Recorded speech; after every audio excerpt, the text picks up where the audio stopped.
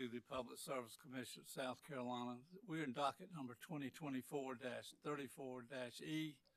This docket concerns the application of Dominion Energy South Carolina Incorporated seeking an increase in electric rates and related adjustments to its electric rate schedules, tariffs, and terms and conditions used with its customers of all types, whether residential, commercial, or industrial, within its service territory of operation. We're pleased to be here today to continue this hearing and welcome all who have come to speak and to tell us how they feel. My name is Delton Powers. I am the new chairman of the Public Service Commission. I represent District 7. To my far right is Commissioner Hedden Thomas, who represents Congressional District 5. To my next to him is seated, and we've changed the seats around, so bear with me. We've seated Commissioner Carol Lee Williams, who represents Congressional District 1. And to my immediate right is Commissioner Mike Caston, who represents District 3. To my left is Attorney Ms. Alicia Clausen, and on my far left is former Chairman Florence Belzer. Commissioner Justin Williams is joining us virtually today. He represents District 6. This time, also the commission seat for District 4 is currently vacant. At this time, I'd like to recognize the parties, and if you would, let me know who's here on behalf of Dominion Energy South Carolina. Good morning, Chairman Powers and members of the commission. My name is Chad Burgess, and with me is Elizabeth Hutton. We are both in-house corporate counsel for Dominion Energy South Carolina, and we're representing the company in this proceeding. Thank you. And who's here on behalf of the Department of Consumer Affairs? Good morning, Chair Powers and members of the commission. Jake Edwards here with the South Carolina Department of Consumer Affairs. Thank you. All right. Other parties listed: South Carolina Coastal Conservation League and Southern Alliance for Clean Energy, CMC Steel, South Carolina Energy Users Committee, United States Department of Defense and all other federal executive agencies, Walmart Incorporated, Mr. Frank Knapp Jr., I believe is appearing virtually. He's not on yet. And who is here for the Office of Regulatory Staff? Good morning, Chairman Powers, Vice Chair Williams, and members of the commission. Donna Rainey and Cassidy Murphy on behalf of Office of Regulatory Staff. All right. Thank you very much.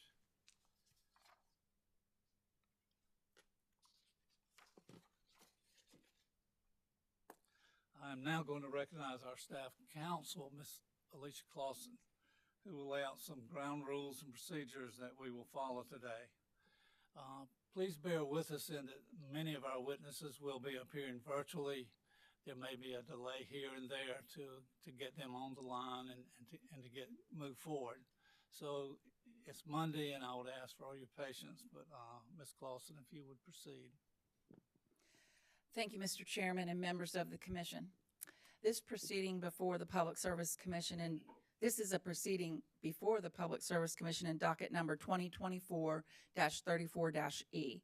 The docket concerns the application of Dominion Energy South Carolina Incorporated seeking an increase in electric rates and related adjustments to its electric rate schedules, tariffs, and terms and conditions used with its customers of all types, whether residential, commercial, or industrial, within its service territory of operation in South Carolina.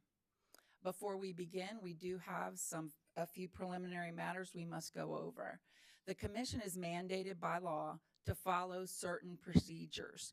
Only those persons who have signed up at either ahead of a time or at the tables outside are going to be able to speak at this proceeding. If you are signed up to speak, you are testifying as a witness about facts known to you related to Dominion Energy South Carolina Incorporated. You will be placed under oath, telling everyone that you know what you are saying is truth known to you. Your statements must be under oath in order to be accepted as evidence, in this case, considered by the commissioners. After you are called to speak, please give your name, the name of the street that you live on, and the town. You do not need to provide your house number. The transcript of this hearing will be published and placed in the record as required by law so that anyone can read it. If you will, please confirm that you are a customer of Dominion Energy South Carolina Incorporated, and then you may proceed with what you wish to tell the commission through your testimony. Please remember to speak clearly so that everyone can hear you, including our court reporter. After you're done speaking, please remain available for any clarifying questions that the parties or the commissioners might have for you. Everyone who is signed up to speak will be given the same time limit of 3 minutes. We do have a timer, and we will indicate when your 3 minutes is up. Finally, I must let you know that the commission before you are what is called a quasi-judicial body in South Carolina. This means that they are judges in this rate case. They are subject to the rules of judicial conduct and the laws passed by our General Assembly. And just like if you were a witness called in trial, or when you are serving as a juror, you cannot ask questions of the judge and expect him or her to answer. The same applies here. They are bound by the same judicial rules as a judge and therefore are prohibited from answering questions. This is the public's opportunity to be heard and to say what you would like the Public Service Commission to know concerning Dominion's request for an increase in adjustments in its rates and charges for electric service. And we appreciate you coming here today. Thank you. Thank you, Ms. Clausen. I'm going to allow the council to speak to the audience and those listening virtually. If you have any sort of complaints or problems you'd like for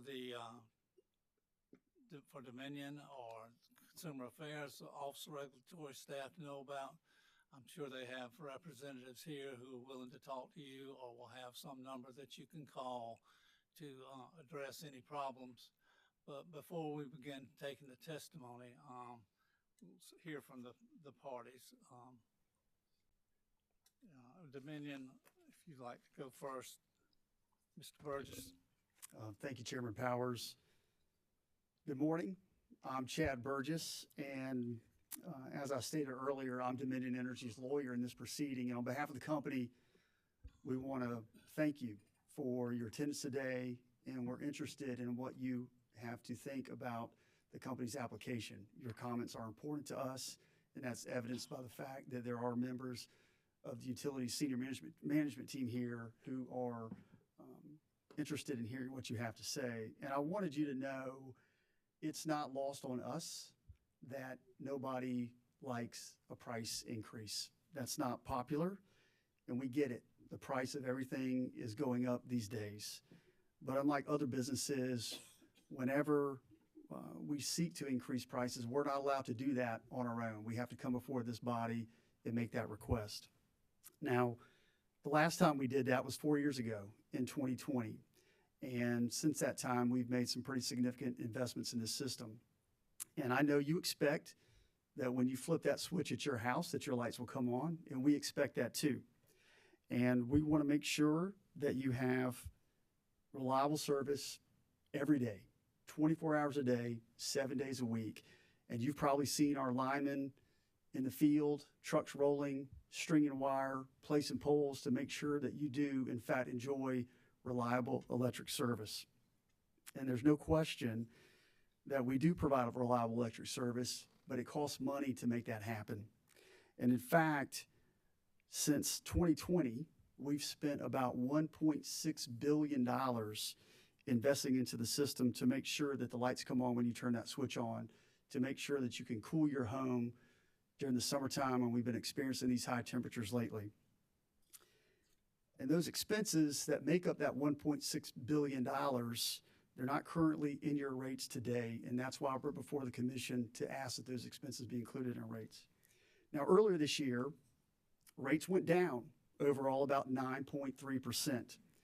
And if our request is approved, then yes, rates will go up in September. And we understand that may be difficult for some. And I want to let you know that we have programs to help you. So if you need assistance with your bill, let us know. If you have an interest in making your home more energy efficient and want to take advantage of our demand side management programs, let us know. We want you to be fully informed as to the programs that Dominion Energy has available to assist you. And in fact, we have a young man standing outside the hearing room today. He's just directly outside the door to my left, and he has a table out there. If you would like to speak with him to inquire about anything that Dominion does, please come by that table.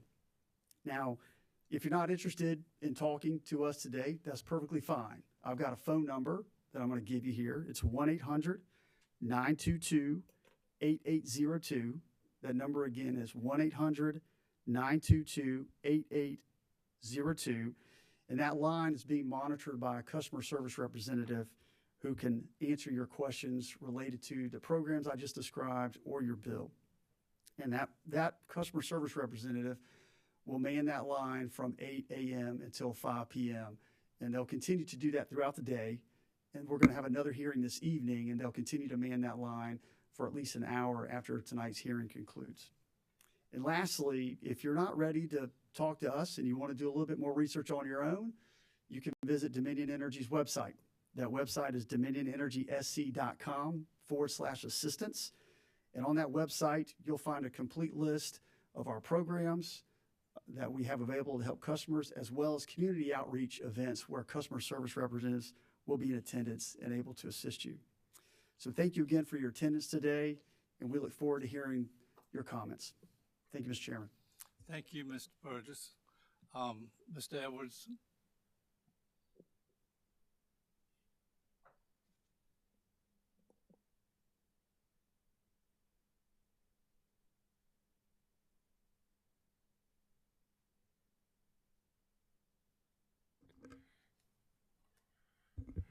Thank you, Chair Powers. Hello, and thank you for coming out here today. I appreciate y'all taking the time out of your workday or whatever you were doing to show up here. I'm Jake Edwards. I'm your Assistant Consumer Advocate with the South Carolina Department of Consumer Affairs, and we intervened in this case to advocate for the residential interest. I'm here today to listen to your concerns so that we may better represent you. We also have Scott Cook. He's out in the lobby, and he's there with some of the department's publications if you have any questions about some of the other things we do. And I'm also available afterwards if you have any questions, and I can try and help you with those. Thank you.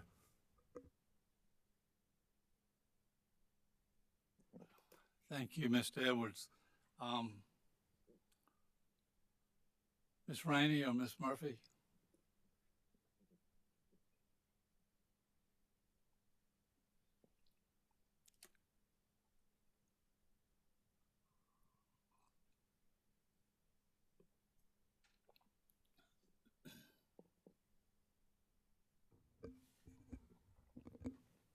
Good morning. My name is Donna Rainey.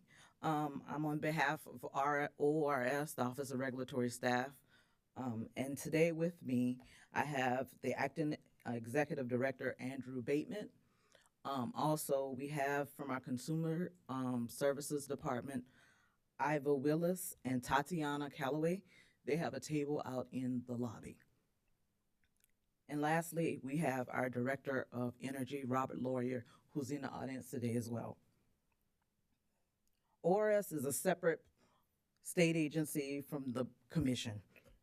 We're charged with representing the public interest. And the public interest is representing all customers. We review the company's application for a rate increase and make recommendations to the Commission. Today is an opportunity for you, the customer, to share your experiences, comments about the company with the Commission, and share any information that you would like with interveners as well. During this hearing, I cannot answer your questions. However, I will stay back and answer your questions. Additionally, we have staff on site, the ones that I named earlier, that are willing to talk to you. But if you're not able to stay back after this hearing concludes, please contact ORS at 1-800-922-1531. Again, thank you for your participation. And Chair Powers, at this time, ORS requests that the sign-in sheets from the day's hearing be entered into the record as the next hearing exhibit. It'll be entered as Exhibit 1. Thank you very much. Thank you. The number is 1-800-922-1531. And one thing that I omitted to state earlier, we have a one-page fact sheet with facts on this case, important timelines, and the company's overview of the company's request.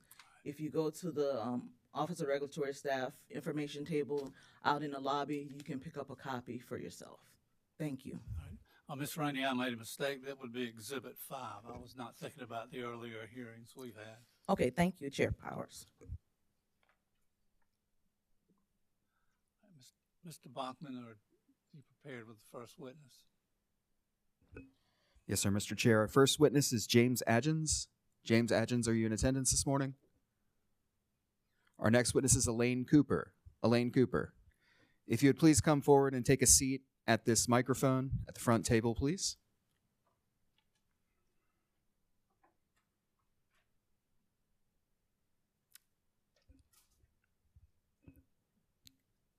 And if you would please press the button on the microphone before you until you see the red light. Perfect.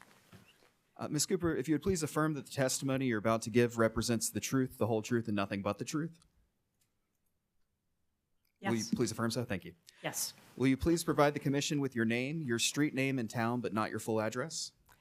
Elaine Cooper, Columbia, South Carolina. I am a Dominion customer. Thank you, ma'am. You may begin your testimony. You will have 3 minutes. Please do remain at the desk after those three minutes have elapsed, as the commissioners may have questions for you.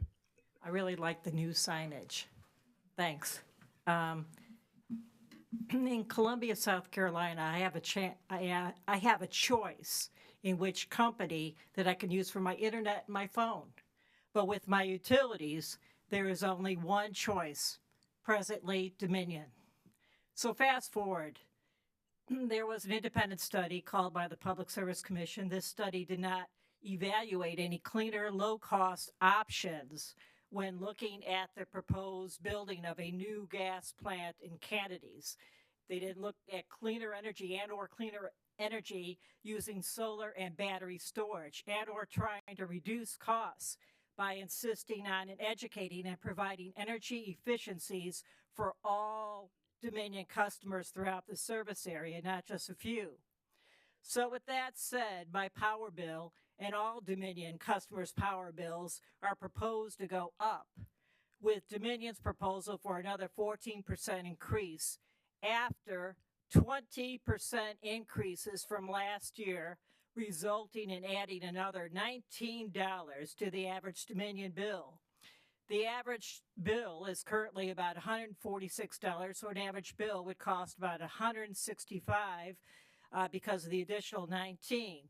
Well, my bill is more expensive because we must keep our house cooler because my husband, who has Parkinson's disease, cannot tolerate heat. He's unable to cool his body down.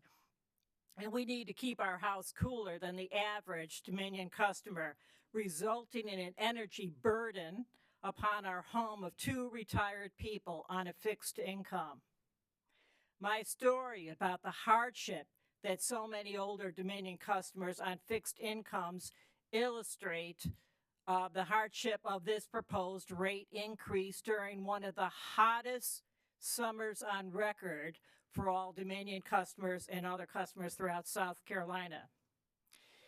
This was pulled from the Public Service Commission regarding this docket. 12.89% for residential customers using 1,000 kilowatt hours per month, 12.32% for commercial customers, and 12.68% for industrial customers.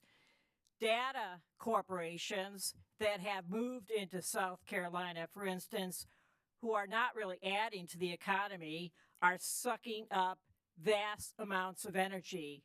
Why is this energy burden to pay for increased energy needs placed upon the backs of residential customers. By the way, still at this point, the present July 8th, 2024, $8 of each of the customers' bills goes towards the VC summer debacle, thanks to the Baseload Review Act. We have probably another 5 to 10 years left to pay for the VC summer debt. Let that sink in. I've told people on the streets, and they just said, what? Most of the public is not even aware of that, let alone, so that adds to the energy burden and the Great Depression out there among Dominion customers. Energy efficient programs called demand side energy programs fall way short in South Carolina compared to Dominion's home state of Virginia. Why not? Why not be a good customer and continue and look at what Dominion is doing for their home state and do it in South Carolina? Okay, thanks. I can see my time has expired. Please keep your seat, ma'am. Somebody may want to ask you a question. Mr. Burgess, do you have any questions? No, sir, we have no questions. ORS.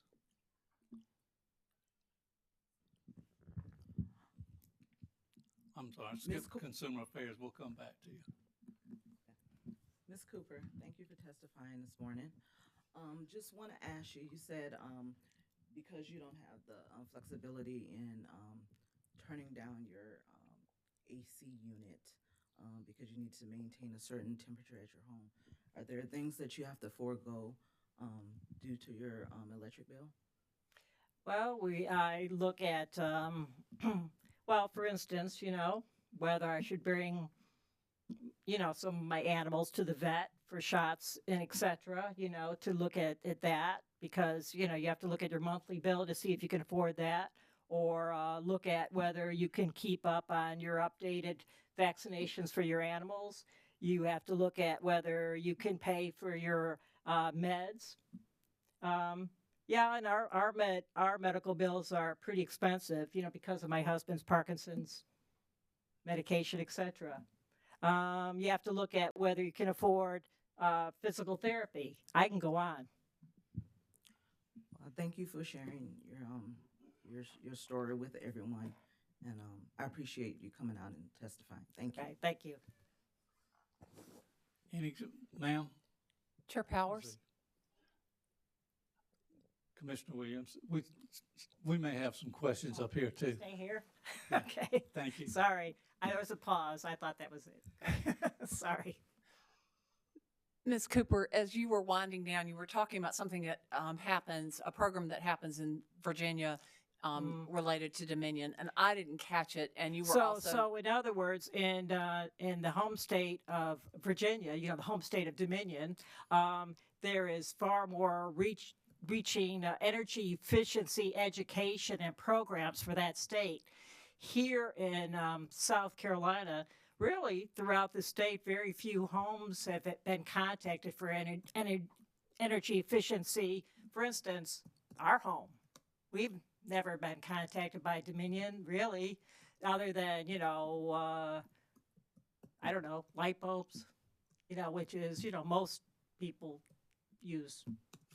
And you may not, but do you know any more about that program in Virginia?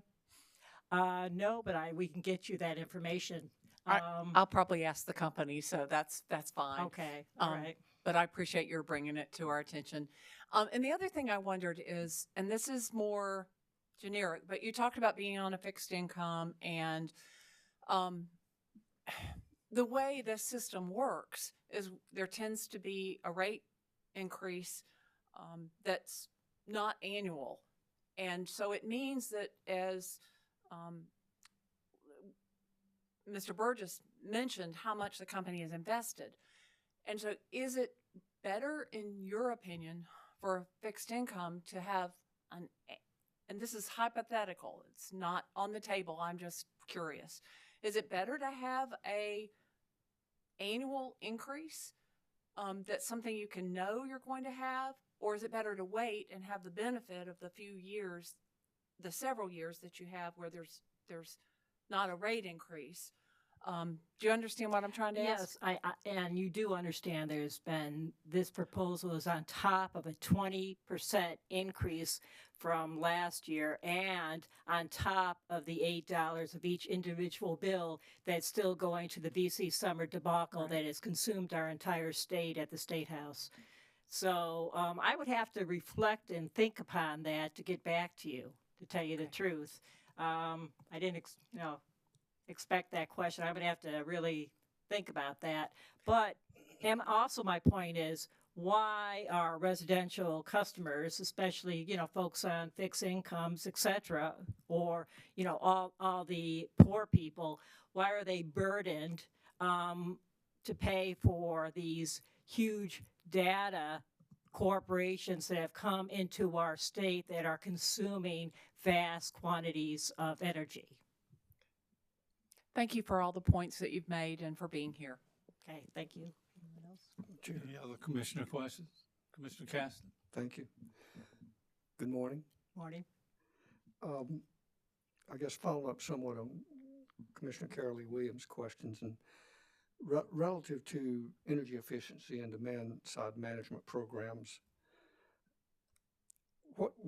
what sort of programs are you do you think need to occur, or can you elaborate on what those are? Okay. Well, I know that in some areas like, Fairfield County, people have reported that, there's been some energy efficiency movement there to some customers. I guess weather stripping, going in with an energy audit up first of their homes and coming in with weather stripping, education about caulking, I guess actually, education and supplies in how to decrease the energy that's escaping from a person's home, for instance. All right, so it's Energy efficiency methods. yes, ma'am. So it sounds like what you're talking about are opportunities or programs that would make homes, just more weatherized, insulation, caulking, and such as that. And can you imagine that so many people in our state who live in trailer parks? Have you been in a trailer park this summer?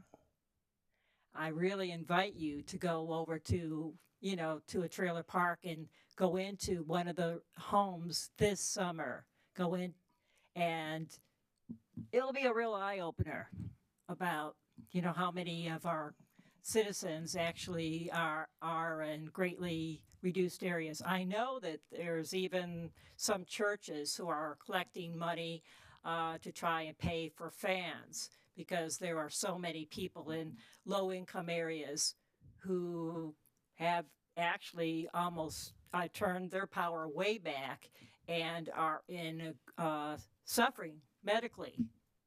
And you think about it, the heat is so intense out there because of the lack of tree canopy throughout the entire South Carolina in certain areas. I was on the heat map study that traveled around the entire city that analyzed how many areas have increased heat throughout our city that was widely publicized. For instance,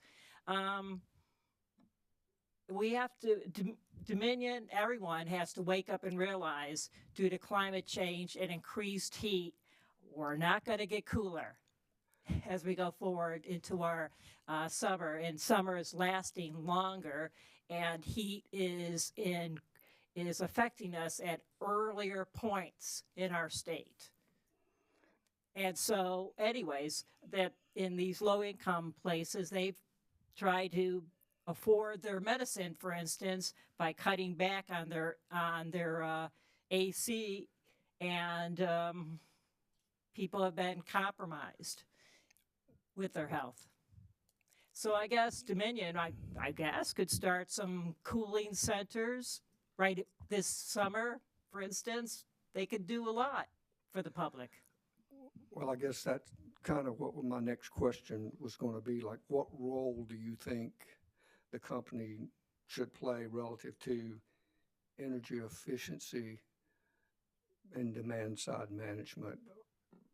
Cooling centers or providing these weather? I think they should consider that the state is, our state is inviting and is trying to be business friendly. I get that.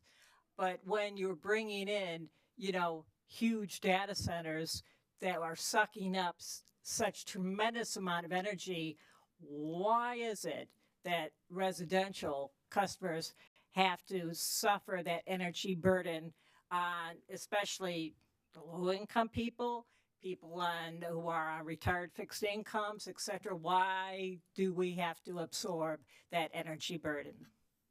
I'm just curious, because we've entered in a new time that I think the Public Service Commission should look at. Increased climate change, increased heat, development on steroids, where they are lack of tree canopies, of shade throughout our entire state, especially around Columbia in certain areas, low-income areas, and the affluent are both, somehow getting rid of tree canopy as they're embracing development. And the realization of bringing in huge data companies are sucking up energy. That's kind of a new trend that hasn't occurred in the past. There's just a lot, I think, for Dominion and the Public Service Commission and ORS to consider. All right, thank you, ma'am. Thanks. Any further commissioner questions? Hearing none. Ms. Cooper, thank you for your testimony, for taking the time away from your schedule to be here today. It's very informative. It's very helpful for us in making a final decision. Okay, thank you. Thank you. Our next witness is Pamela Greenlaw. Pamela Greenlaw, are you in attendance? If you'd please take a seat at the front. Thank you, Ms. Greenlaw. Would you please affirm that the testimony you're about to give represents the truth, the whole truth, and nothing but the truth? I do. Thank you. Will you please give the commission your name, your street name, and your town, but not your full address? Okay, my name is Pamela Greenlaw. I live on Ontario Drive in West Columbia, South Carolina. Thank you, Ms. Greenlaw. And are you a Dominion Energy South Carolina customer? I am. Thank you. You have 3 minutes for your testimony. You may begin now. Please remain at the desk after your testimony has concluded, as parties or commissioners may have questions for you. Okay, thank you very much. I can't hear myself. Is this okay? Okay. Dominion Energy is a very commanding monopoly, as Ms. Cooper pointed out. We don't have choice. They have unreasonable demands, and one of them is these repeated high increase in rates that they're requesting. I'm sorry, I can't concentrate.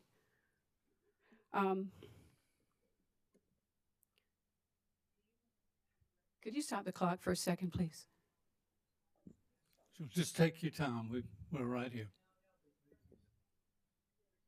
I'm hearing that, yeah, it's.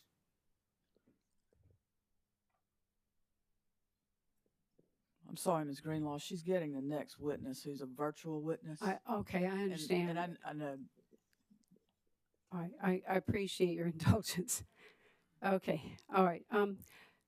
Okay, let me resume. Dominion comes too often to the well.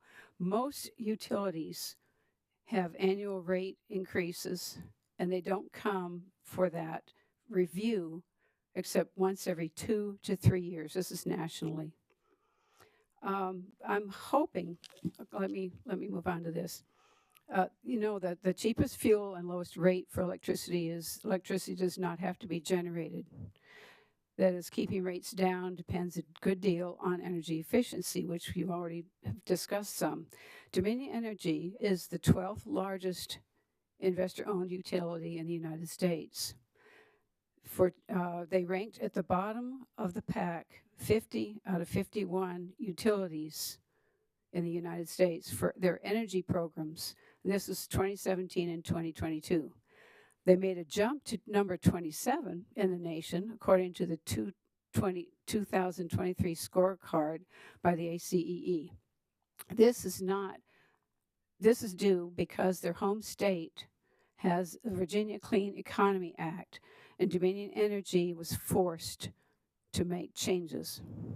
Now, Dominion Energy Carolinas is a subsidiary of Dominion. It's not separate, but it is a subsidiary. Its ranking is 36 in the nation. That's the 2023 scorecard. So you as the Public Service Commission, of course, you don't write legislation, but you do regulate. So perhaps you could consider requiring Dominion to work on energy efficiency in an efficient manner. They ferociously worked on it in Lower Richland, calling people and asking them what they needed done in their homes. There were selected communities. I know a person who had told them that they needed to have insulation. They redid all the windows, did the weather stripping, and those things that are expected in an energy efficient home. But Dominion did not advertise that program. They only did it in a low income area, and it was very select. And I can't get information about it any more than what my friend told me. I'm sorry.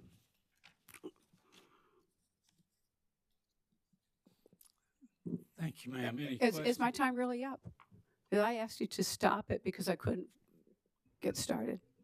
Yes, the clock was stopped during that interruption. Yes, ma'am. But I had already lost my train of thought for about 15 seconds. If I could have those back, I would appreciate it. You can have a few more seconds. Go ahead. Okay, it won't take me long. The current demand-side management programs that Dominion offers lack sufficient reimbursement for the incredible amount upfront that a resident must pay. And so the weatherization measures that make a good deal of sense for people are out of reach. I'm also on a limited income, and I need to re-insulate my attic. I can't afford it. I just had a new water heater put in, and I'm working on some, my energy efficiency windows are beginning to fail, and this is a real problem. So that is out of reach. The other things that Dominion can do, I think, are things that the home company does. And I would like to see the commission, when it comes to compromising, when you come to the point at the end of all the interveners and you come to an agreement to bring the rate down, because Dominion, they always come in asking for too much because they know they're going to bargain down, and you'll bargain down with them and there will be an agreement. But please hold their feet to the fire. Look at the IRP. Even though it's non-binding, doesn't mean it's unusable. And they must work on energy efficiency, because that's something that will help electricity rates as well as those of us who can't afford our bills. Thank you very much.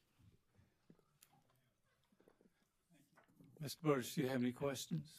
Ms. Greenlaw, I just wanted to tell you it's nice to see you again. I haven't seen you in a few years, and I really appreciate your testimony today. Thank you. Mr. Edwards? No questions from DCA. Ms. Rainey? No questions from ORS. Thank you. Commissioners, any questions? Mr. Chair. Commissioner Caston? Thank you. Miss Greenlaw, good morning. I'm right Good here. morning. Thank you.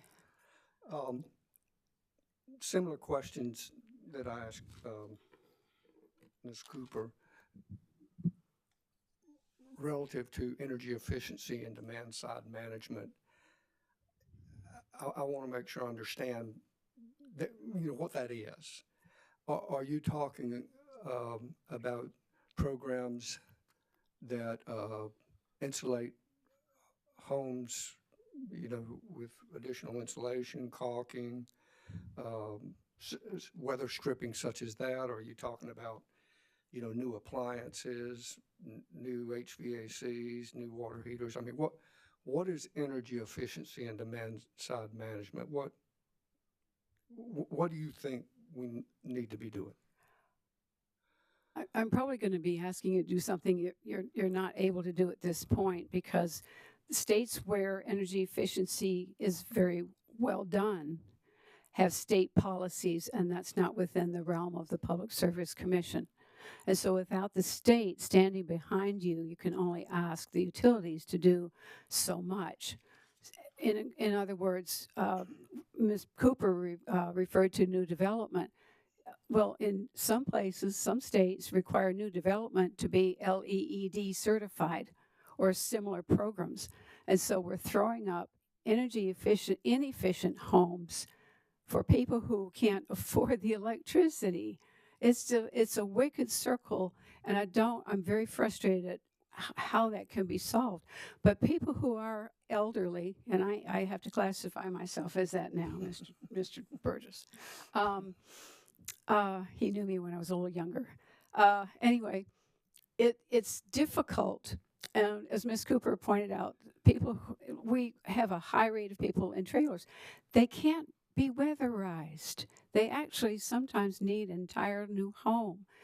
And so asking the customers to call SC&G about weather stripping when the sides of the trailer are leaking isn't effective. And so what I'm asking you to do is to go back and look at what Dominion said they would do in their IRP that you accepted and say, okay, this isn't mandated by state law, but you put it in here, and as a regulatory agency, we need to see you step this up. And you know, the ACEE is a good source of information, and I know SACE, isn't SACE coming? SACE, aren't they? I think they're an intervener. They'll fill in a lot of that for you. I appreciate that. And I guess, Thank you for your questions. well, from my perspective too, trying to understand, you know, what you as a customer, because, you know, we hear energy efficiency, demand side management from a host of different things, but it seems, depending on whom you talk to, it's kind of hard to define exactly what that is. You know, you kind of know, but we don't know. And I'm trying to understand better from a customer perspective, you know, what is that and what role do you think the company should serve to do Right. to do that? I'd like to add one other thing. There are many renters. They can't do energy efficiency because they do not own the property. And my daughter has lived in some of these, and actually, because her income is so low, she can't afford anything except where slumlords do what they want. They can have low rates. They can actually set the thermostat. She had a landlord that set the thermostat. And if it was cold in there, you put on a lot of clothes. And if you were hot, you ran a lot of fans. That's very common. And it's something that I don't think we can solve in this hearing or you know, but I'd just like the company to be aware of the amount of suffering. And you've been hearing on the news of now people are having deaths. This extreme heat is causing deaths. And what happens when you get overheated is that often you have a heart attack or a stroke. And that's what goes on the death certificate. It doesn't say heat. So we're, you know, and I'm glad Ms. Cooper brought this up, that the suffering is going to be even worse. And asking people to call the company or tabling at a festival and talking about you need to put in weather stripping, you need insulation, and you don't own the property is not helpful. And maybe, you know, someone could do a study on what is Virginia's, what were they able to do? How were they able to do it? Thank you. Thank you, Ms. Greenlaw. Thank you. Commissioner Belser. Good morning, Ms. Greenlaw. Good morning. How are you? It's good to see you again. It's good to see you. Thank Appreciate you being here. You've been advocating for a long time, and appreciate all the work you've been doing. Ms. Greenlaw, I just wanted to clarify with you. You indicated in your testimony about a settlement and you seem to indicate that when the commission enters into a settlement, are you aware that the commission doesn't enter into an agreement, I misspoke. I think I Okay. meant the ORS Okay. helps with the agreements. Well, Is that correct? Yes, ma'am. The parties may enter into an agreement and present it for us to consider, but Okay. it would just be another piece of evidence for the commission to consider. I appreciate your correction. I apologize. I should know better. No, ma'am. I mean, you've done very well with your advocacy here and previously. So, I just wanted to make that clear that you're very aware of our role. You've been doing this for a while, and that we sit as judges and have to weigh the evidence presented by all the parties. So, I appreciate that. Thank you, Commissioner thank you, Belzer. Ms. Greenlaw. It's good Thank to you. see you again. Thank you. Thank you, Ms. Greenlaw. Thank you. Chair Chair I'm sorry. Powers. Commissioner C. Williams. Thank you. Ms. Greenlaw, thank you for being here. It is good to see you. You have a lot of understanding of what our role is, what your role is, what the company's role is. As I listen to your testimony and others' testimonies at customer public hearings, I can't help but kind of bring my own thoughts and story to this circumstance. And I'm going to lead you to, I'm going to tell you a story and then ask a question. But I am a Dominion customer. I had an audit done by Dominion at no cost to me of my house. I maybe did 2 things on the list, maybe 3. But what I'm admitting is that it did inspire me, mostly my husband, to do more on my house, and I'm thankful for that. But I feel like that's my responsibility. But I think what we're all talking about is how do we create how do we create a program that is a good combination of what we as customers can do for our homes to make them more efficient, and where can the company inspire us and help us to do the most effective things to our home? Do you have thoughts on how to do that? Is that a bad question on my part? Am I misunderstanding the way this works? Do you want to add anything based on that story and that question? No, I do want to say that the company does the audits, but they will not do a blower door test. That's the one that tells you if your ducts are leaking. And I discovered I didn't need that test because when I went into my crawl space, which is I store my garden equipment, it was cold in there, and I went, okay, something's wrong. I called my utility guy, heat and air man. Just wonderful human being. And he came in and he had me run the air, and he went over every duct under my house, and he found a hole like this. And in the ductwork, there was another crack, a space, and he fixed it. You can do all the energy efficiency stuff and the insulation and so on, but if it's blowing out your ductwork, that's not good. And mine were insulated. So, I think Dominion really should take that on. Thank you very much. Thank I appreciate. Thank you, Ms. Greenlaw. Thank you.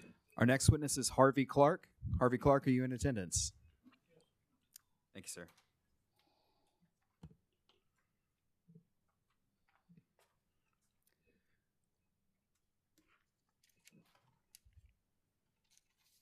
Mr. Clark, if you would please affirm that the testimony you're about to give represents the truth, the whole truth, and nothing but the truth. I do. Thank you, sir. Will you please lean forward towards the microphone and provide the commission with your name, your street name, and your town, but not your full address? My name is Harvey Clark. Camden, South Carolina is where I'm from. Thank you, sir. I live on Littleton Street.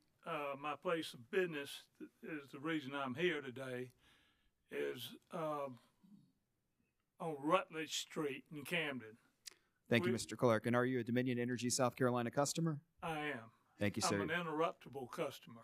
Thank you, sir. You have 3 minutes for your testimony. You may begin your testimony now, after which point we ask that you remain seated at the desk. Thank you. I'd like to read a letter that I had sent to y'all, and it's going to pretty much sum up what I've got to say. My name is Harvey Clark. I own City Laundry and Cleaners Incorporated in Camden, South Carolina. I would greatly appreciate being heard on 7/8/24 between the hours of 10 and 12. The charge of $600 for a meter will work a terrible hardship on my dry cleaners. My gas is approximately $1,092.06 a month. That is generally higher than normal. But I just happened to pull this one out, and I have handouts for you.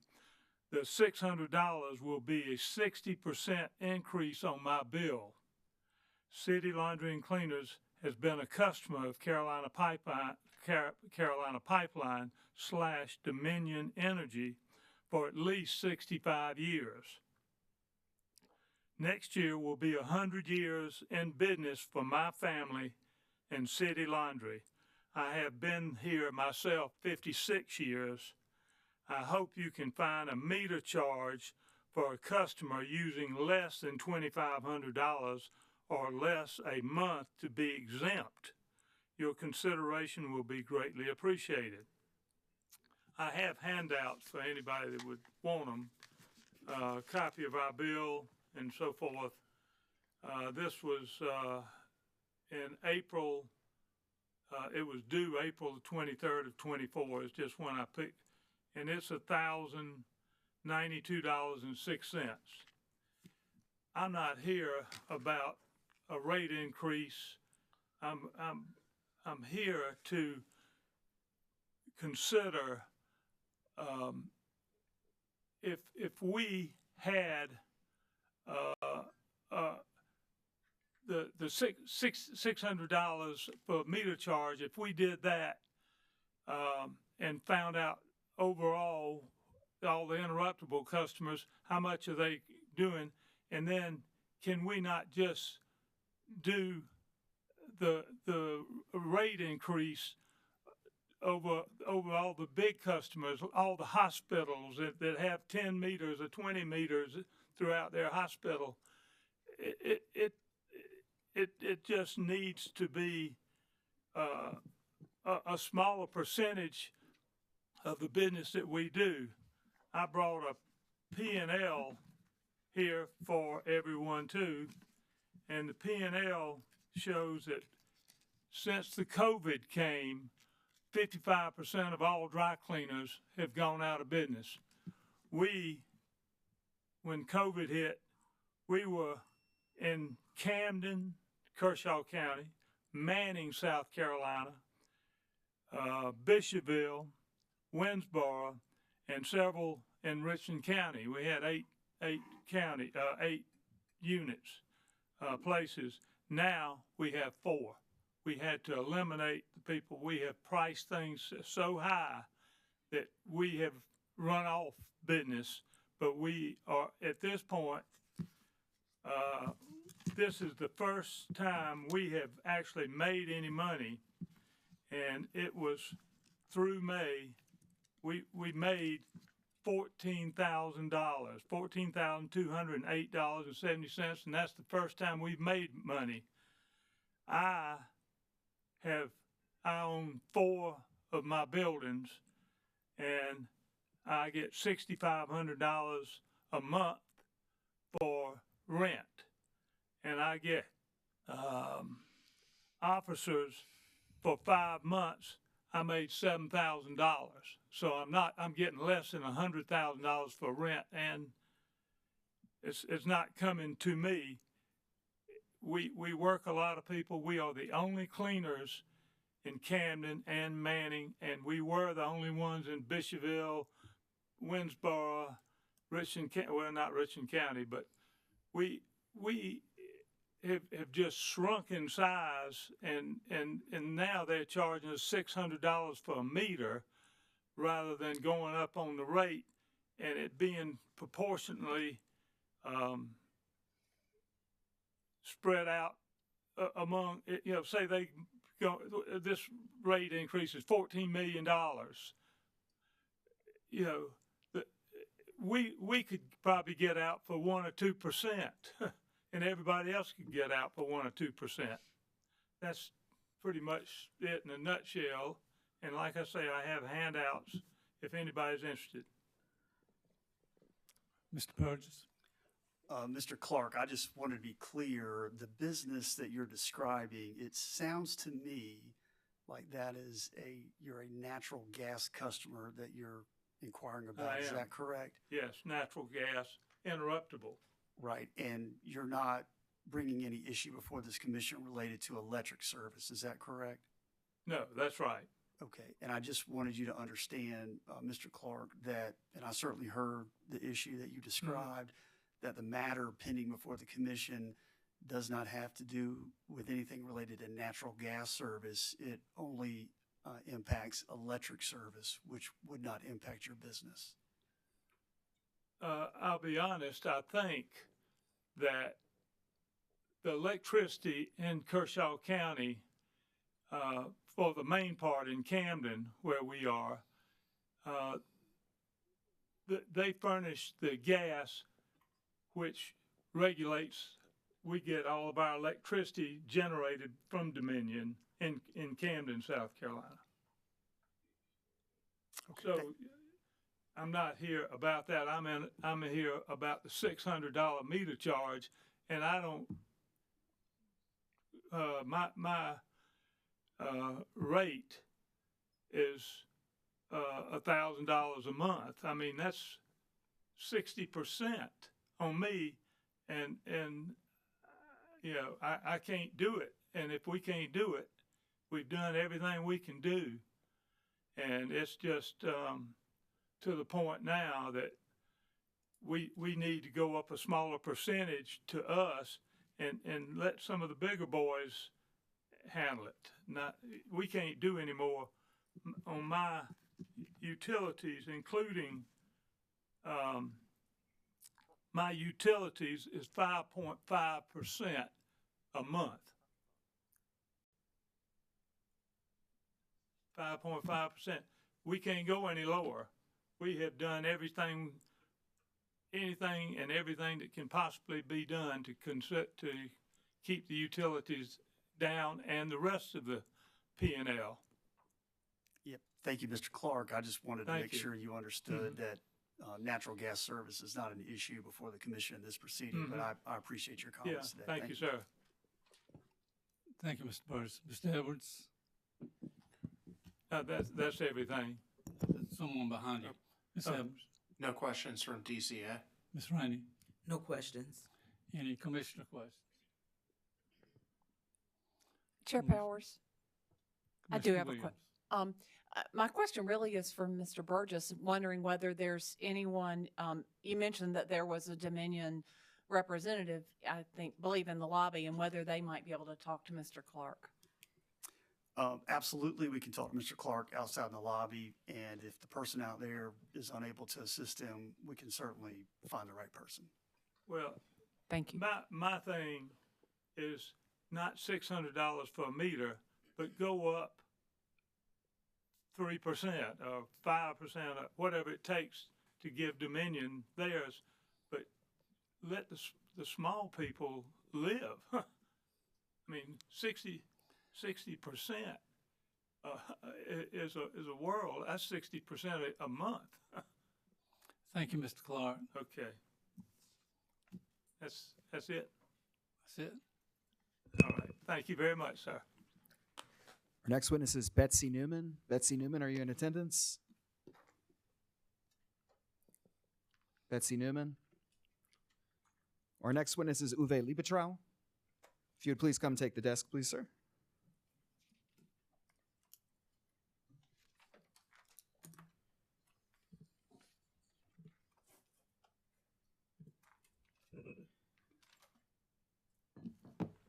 And thank you, sir. If you would please affirm that the testimony that you're about to give represents the truth, the whole truth, and nothing but the truth. I do. Thank you, sir. Will you please provide the commission with your name, your street name, and the name of your town, but not your complete address? My name is Uwe Liebetrau. I live in Columbia, South Carolina, on Schuler Road. Thank you, sir. And are you a Dominion Energy South Carolina customer? Yes, I am. Thank you. You may, if you'd lean towards the microphone, please, and you may begin your testimony, for which you'll have 3 minutes. Please do remain seated after those 3 minutes have elapsed. Thank you. Good morning, and for taking the time today to listen to all of us. I have 2 items for your consideration. One is sort of like an indirect response to the proposal that I have, and the other one is more of a direct one. I start with the indirect one. I went to the Dominion website and looked at their investor webpage, and what I was able to sort of see was the incentive bonus structure for a lot of their executives is solely based on stock price. So how do you make stock price go up? Revenue goes up, profit goes up, bonuses get paid.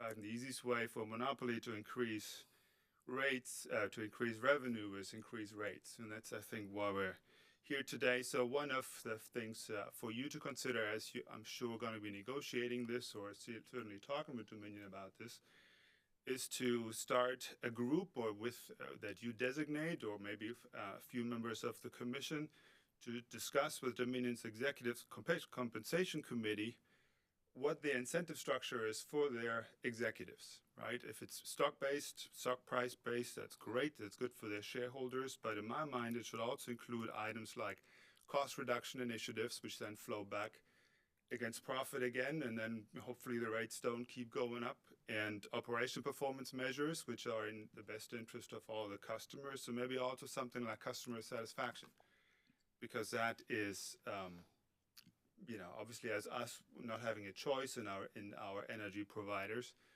customer satisfaction is still something that should be considered. My second point is around the changes I was able to sort of determine from the proposal that they're looking to make to Rate Plan 5, which is the mandatory rate plan for solar system owners.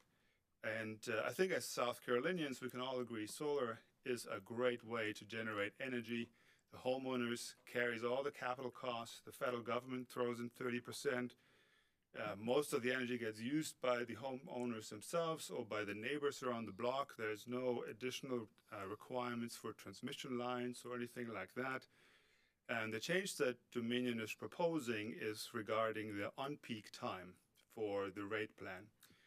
Currently, that is from 2 p.m. to 7 p.m., which is a good time for a solar system because, the sun is shining. It's less so towards the later part in the afternoon, but it's going. The new proposal is 6 to 10 p.m. Now, I don't know what on-peak really is, the highest usage for South Carolinians, but I would assume it's not 6 to 10 p.m. It's probably somewhere between noon and 7 p.m. And my suggestion is to have Dominion freeze this on-peak time period, not leave it at 2 to 7 or make it somewhat more in line with Virginia and North Carolina, what they have, and then leave it in place for 5 years. That really shouldn't be changed as part of a rate schedule whenever they come to you for a rate increase. And that's it. Thank you, sir. Any questions, Mr. Burgess? No questions, Mr. Chairman. Mr. Edwards? No questions. Ms. Rainey?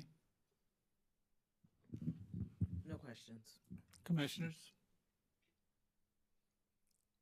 Thank you, sir. Thank you.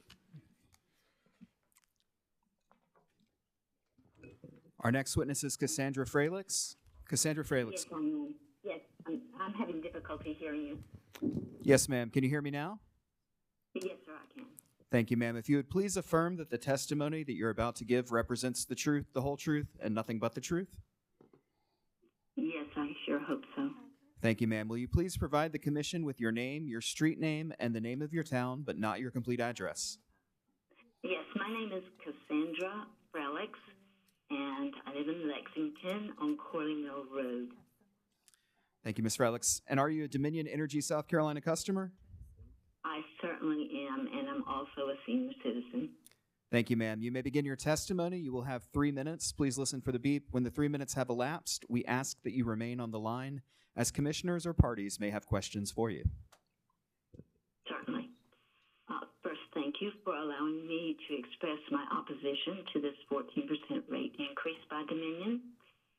It's my understanding understanding that Dominion already earns 9.5% return on their equity, which is quite profitable. And by raising that rate to a higher rate, I think it's 10.6%, it would give the utility one of the highest profit margins in the industry. And I believe this is unacceptable at a time when so many South Carolinians already struggle to afford their monthly power bills. And I want to just say this little anecdote. My brother owns a home and rents out the home, and his renter has been turning the unit off completely because it's so expensive for him to pay. And so this has a devastating effect on the house, because when he comes back and turns it on, then it creates all kind of condensation. So that was just an example, but we know that part of what Dominion wants to do is to increase its profit margin, and we are asking for Dominion to please expend more money on energy efficiency, and they have one of the lowest rates, is my understanding, of energy efficiency programs nationally, and it should redouble its efforts to reduce energy consumption through efficiency measures, and that will save money for both the utility and customers long run. I hope that everyone is aware of the Inflation Reduction Act, and there is a sizable amount of funding for investment in energy efficiency measures. So I believe Dominion could and should take advantage of these investments, of these incentives that the IRA has provided. These provisions could offset the cost of implementing that energy efficiency programs that Dominion really should focus on instead of a profit margin. And I think that they could also do this by helping our South Carolinians not have such a burden for their utility bills. Energy efficiency is an investment that will benefit everyone, not Dominion also, and because of its reduction in the need for new generation of capacity and fuel costs, leading to long-term savings for the utility, deferred capital expenditures. They can delay or eliminate a need for new power plants, and that would be a big saving. And a more efficient system would be less vulnerable to fuel price volatility, which we know happens quite frequently in this area. I'm very happy to say I've noticed that there are some new energy efficiency and like solar, and I believe they're going to they found some new hydrogen techniques to create energy, which I'm hoping that the Dominion will be able to use that. It would also improve our grid reliability. I think Dominion already does offer people incentive for lower peak usage, and I think that would be very helpful. And most importantly, customer satisfaction. A lower bill from increased efficiency will just improve our customer relationship and reduce bad debt expenditures. And we already have such a negative view of utility companies from South Carolina Electric and Gas fiasco that they did. So I'm very much opposed to the 14% increase when I don't believe that the company has put enough into energy efficiency, and we don't need to have a increase in profit on the back of our customers, especially our low-income customers. Thank We you. know Ms. that South Ms. Carolina, Fralix? this, Ms. Fralix? yes, high number of people who are in low socioeconomic areas. Thank you so much for allowing me to speak. Thank you, Ms. Fralix. I don't mean to cut you off, but we got a lot of customers we want to hear from, and we do have the 3-minute Yes, I'm rule. finished. Okay. Mr. Burgess, you have any questions? No questions, Mr. Chairman. Mr. Edwards? No questions, sir. Ms. Rainey? No questions. Thank you. Any commissioner questions? Hearing none, thank you, Ms. Fralix, and enjoy the rest of your day.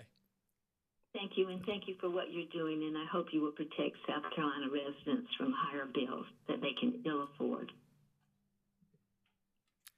Our next witness is James Jaycox. Mr. Jaycox, can you hear me? Yes, I can. Can you hear me? I can indeed. Yes, sir. Thank you. Can you please, would you please affirm that the testimony that you're about to give represents the truth, the whole truth, and nothing but the truth? I'm sorry, could you repeat that? I can, yes, sir. Will you please affirm that the testimony that you're about to give represents the truth, the whole truth, and nothing but the truth? I do. Thank you. Will you please provide the commission with your name, your street name, and the name of your town, but not your complete address? My name is James Jaycox. I live on Terrace Way in Columbia, South Carolina. Thank you, Mr. Jaycox. And are you a Dominion Energy South Carolina customer? I am. Thank you, sir. You may begin your testimony. You will have 3 minutes. After those 3 minutes have elapsed, we ask that you remain on the line as we may have questions for you. Yes. You may begin your testimony. Thank you. Yeah, so I am a homeowner, and I recently switched my HVAC system over to a more energy efficient one. This was partially based off of an assurance from Dominion Energy that the more efficient systems would bring my electric bill down and would generally be better for the environment, both of which I care about. However, seeing the 20% proposed rate hike was very dismaying to me, especially considering the general inflation rate for the past year in my area is just over 3%. I think that a 20% price hike is unsustainable and really just the result of corporate greed. I don't think that it's something that personally I would find to be acceptable at all. This is also compounded by the fact that I know that the state guarantees Dominion a certain amount of profit each year based off of the services that they provide. And this is really dismaying to me because the regular recourse that one would assume I would have in a capitalist system would be to switch to another provider, but that's not an option for me, so I'm just stuck with Dominion. And if they want to hike the rates, there's nothing that I can do about that if I want to have electricity and gas run to my home. So I just want to take the opportunity here to express my extreme displeasure that it feels like Dominion can just demand a rate hike for a reason that I don't think is reasonable, and the consumers are expected to foot the bill for it. So I think that just about does it for me. Thank you, sir. Any questions, Mr.? No questions, Mr. Chairman. Mr. Edwards? No questions from DCA. Ms. Rainey? Mr. Jaycox, this is Donna Rainey with Office of Regulatory Staff. Thank you for testifying today. It sounds like you taken some initiative to get new HVAC unit to kind of mitigate the impact to your rates.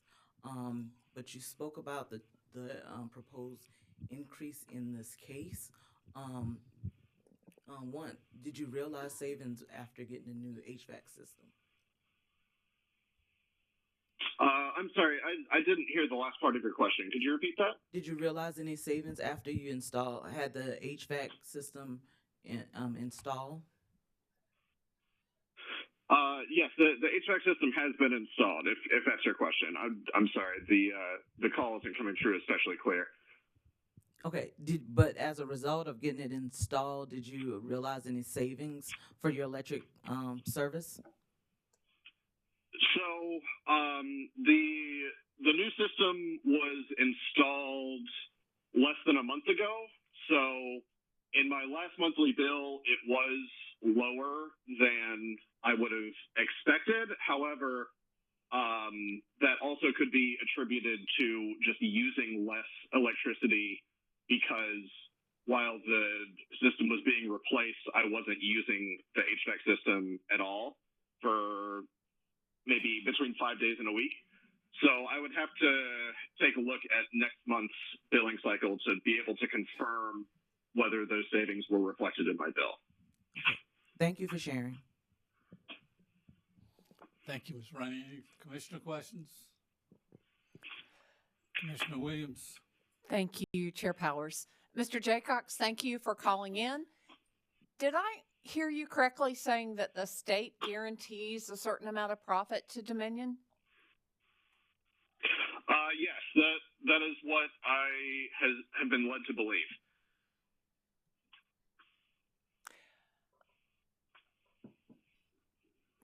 And can you add any more to that?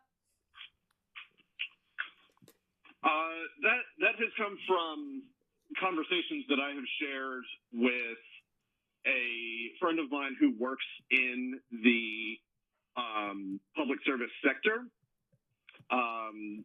He is actually the one who gave me the link to testify here today as well. Okay. I couldn't tell you exactly what those numbers would be, but that is what I have been led to believe.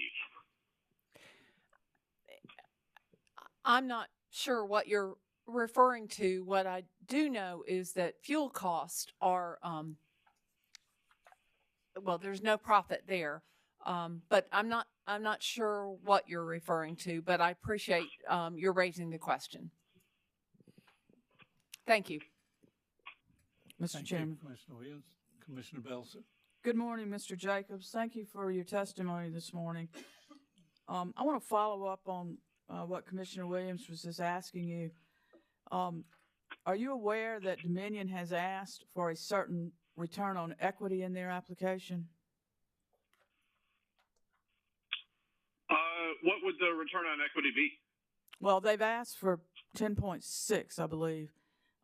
And the Office of Regulatory Staff, the Consumer Advocate have presented witness testimony that we will hear next week, or they pre-file witness testimony challenging that. But when the Commission sets the return on equity, the law does not guarantee that they will earn that. So I think you've been given some misinformation.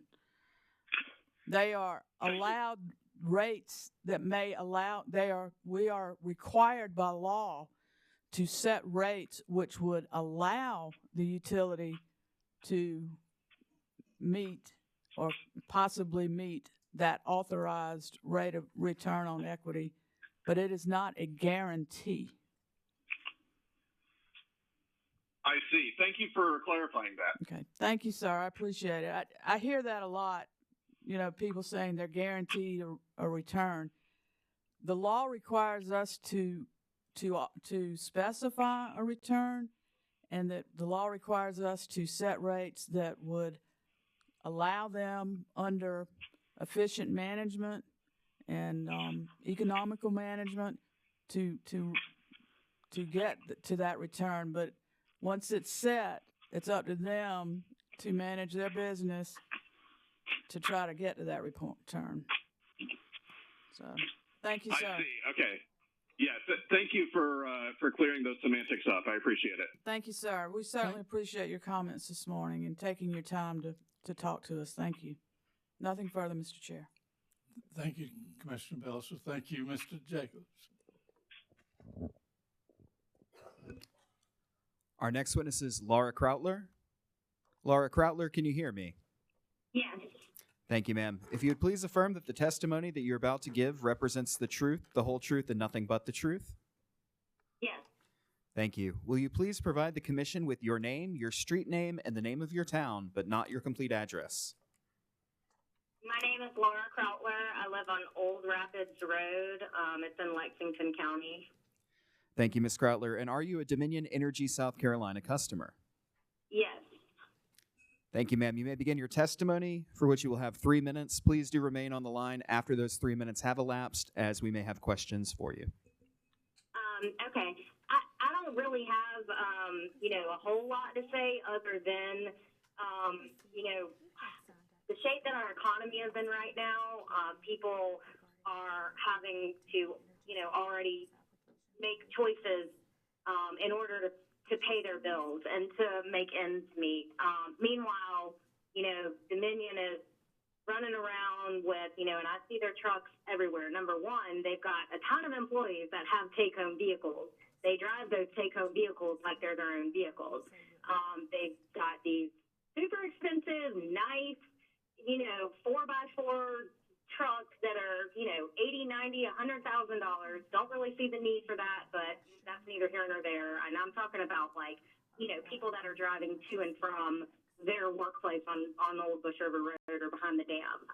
So what has Dominion done to kind of, shave off like consumers are having to do? We've got record high temperatures. Our economy, I'm not going to beat a dead horse, but I just feel like now is not the time. People are already suffering, including myself. We're having to go without things. That's number one. Number two, having come from, I lived where I had a co-op until I bought this house in 2022 that I live in.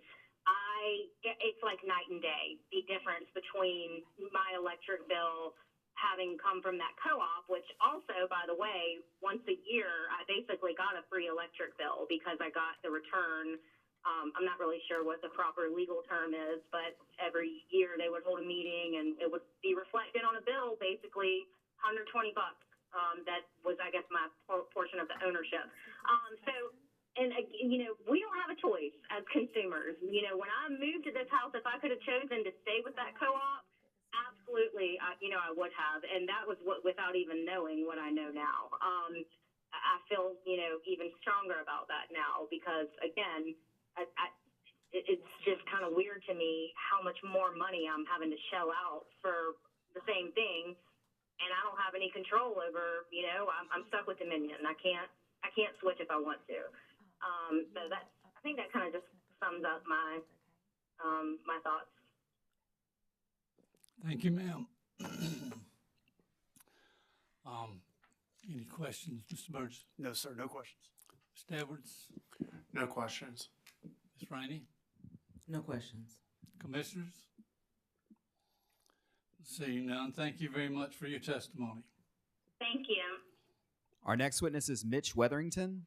Mitch Wetherington, are you in attendance today? Our next witness is Priscilla Preston. Priscilla Preston, can you hear me? Priscilla Preston, can you hear me? Yes. Thank you, ma'am. Will you please affirm that the testimony that you're about to give represents the truth, the whole truth, and nothing but the truth? Yes, I do. Thank you. Will you please provide the commission with your name, your street name, and the name of your town, but not your full address? Okay, my name is Priscilla Preston. I live on Hardin Street in Columbia, South Carolina, and I am a Dominion Energy South Carolina customer. Excellent. You anticipated that question. Thank you, ma'am. You may begin your testimony, for which you will have 3 minutes. Please remain on the line after those 3 minutes have elapsed, as parties or commissioners may have questions for you. Okay. Thank you so much for giving me this opportunity to speak against the proposed Dominion, South Carolina rate increase.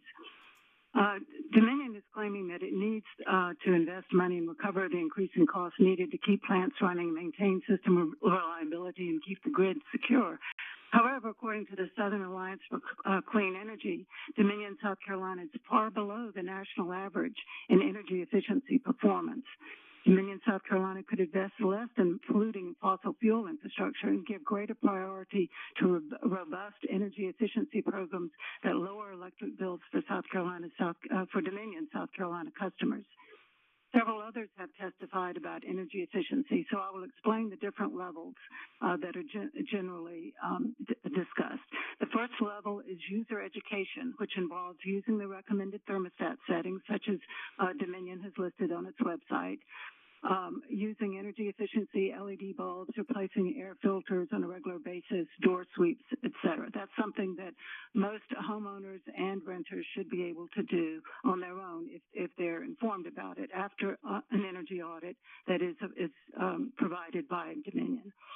The second level refers to upgrades that require more effort and may not be accessible to renters, such as repairing ductwork, servicing heat and air units, and some types of caulking.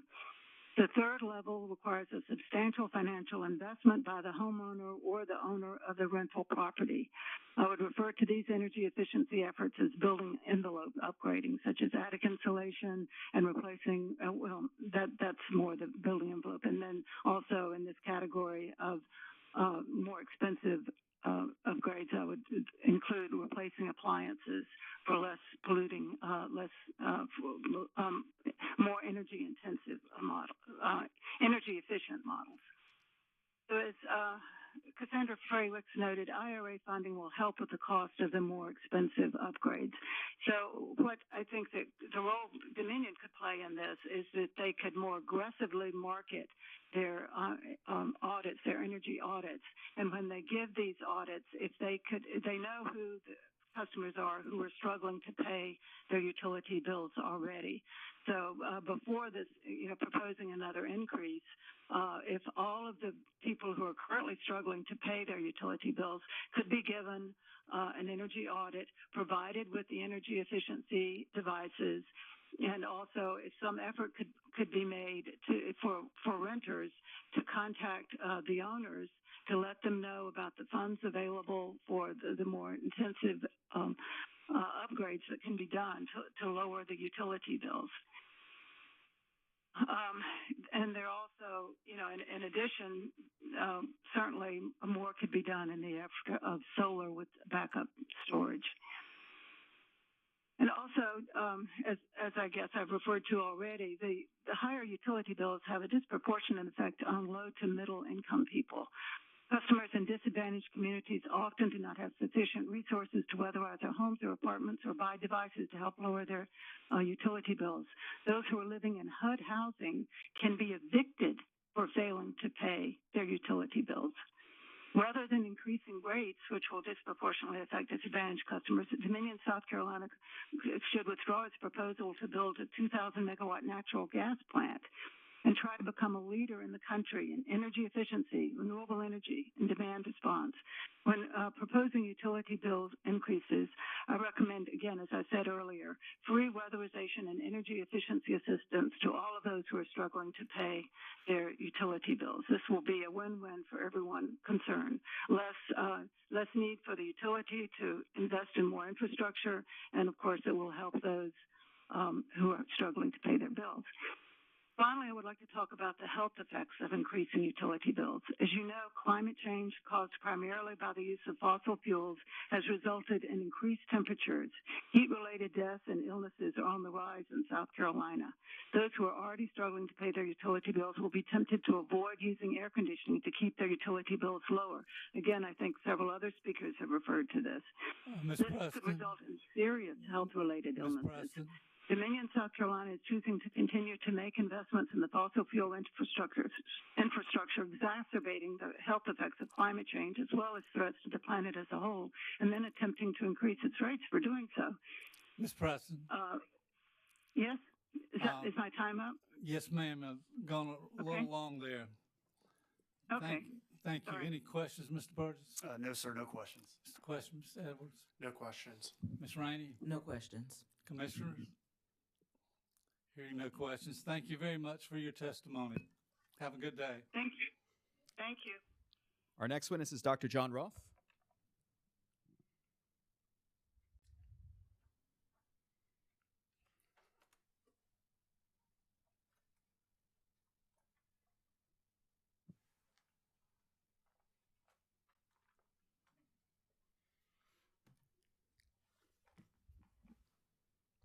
Good morning, sir. If you'd please affirm that the testimony you're about to give represents the truth, the whole truth, and nothing but. I so affirm. Thank you, sir. Will you please provide the commission with your name, your street name, and the name of your town, but not your full address? My name is John Roof. I live on Crabtree Road in unincorporated Richland County. My mailing address is Columbia. Thank you, sir. And are you a Dominion Energy South Carolina customer? I am. Thank you. You'll have 3 minutes for your testimony. You may begin. Please remain at the desk after your testimony has concluded, as we may have questions for you. Good morning. I'm appearing today on behalf of AARP South Carolina and our 600,000 statewide 50-plus members. We urge the Commission to closely examine this increased proposal. In the counties served by Dominion in South Carolina, 37% of the people are age 50 and above. The typical Dominion residential customer will experience a 14% increase or $18.86 more each month. Dominion's attempts to dance, in which adopted rate cuts are included in their public presentations on this, as if they were not included. They would never argue that a significant fuel adjustment upwards should also be tacked on to consideration in a future rate proceeding. I mean, those are sunk costs, and so the savings are sunk savings. Among Social Security recipients in South Carolina, over a third receive less than $1,500 a month in benefits. 42% of women aged 65 and above rely on Social Security for at least 50% of their total income. 15% of women in South Carolina over 65 rely on Social Security for 90% of their income. We recognize the need to ensure reliability and adequate capacity. However, the Commission should pay special attention to the justifications offered by Dominion. The ROE request of 10.6% is plainly excessive in light of the proposals by all of the interveners, which are below 10%. We urge you to look closely at items that drive this rate increase for residential consumers. The 37% increase in the basic facility charge especially penalizes lower use, lower income customers and reduces the price signal for customers to conserve energy and manage their monthly bills. The PSC should include only the meter and the drop. The assumptions in the company's revenue allocation require review to ensure an equitable allocation of any increase in rates. Residential customers should not experience an increase that exceeds the total company retail revenue increase authorized by the Public Service Commission. A thorough review of the company's $1.1 billion of additions to plant and equipment and QIP since the prior rate base is necessary to ensure that those investments are reasonable, prudent, and provide sufficient benefits to justify the size of these investments. I've got 2 more paragraphs if you'll give me the grace for that. Thank you. While Dominion is asking residential customers for an additional 14%, Dominion South Carolina recipient customers will be likely to see an increase of 3.2% again in this year. That $18.86 increase is money that could otherwise provide food, medicine, and more comfortable, well-lit homes to Dominion's many more vulnerable customers. We ran a Facebook ad regarding these public hearings and received over 1,000 comments in opposition to the increase. I have them here and we would offer them for the record. Offering them as an exhibit. Yes. Okay. Thank you. Mr. Chairman, Mr. Chairman, if I may, a couple things. Number one, I heard Dr. Roof said he was appearing on behalf of AERP. AERP is not a party to this record. We certainly have no issue with Dr. Roof testifying related to his opinions of the filing, but it's not appropriate for him to testify on behalf of AERP. Number two, I would like to take a look at those comments and voice the company's opinion as to whether or not it believes those should be included in the record or not. All right. You want to see them? Absolutely. Okay.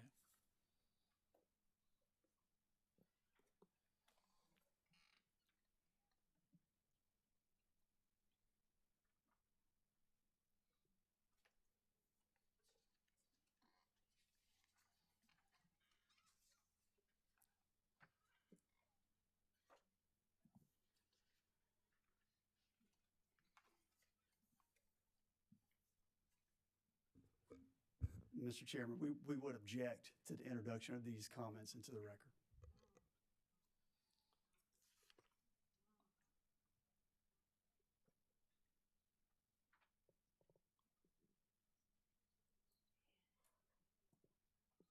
Mr. Burgess, I think we'll accept them for identification, but we'll decide later as to whether or not they are put into evidence. Thank you, Mr. Chairman. Thank you, Mr. Chairman. Mr. Edwards, any questions? No questions. Ms. Rainey? No questions. Commissioners? Commissioner Belcher?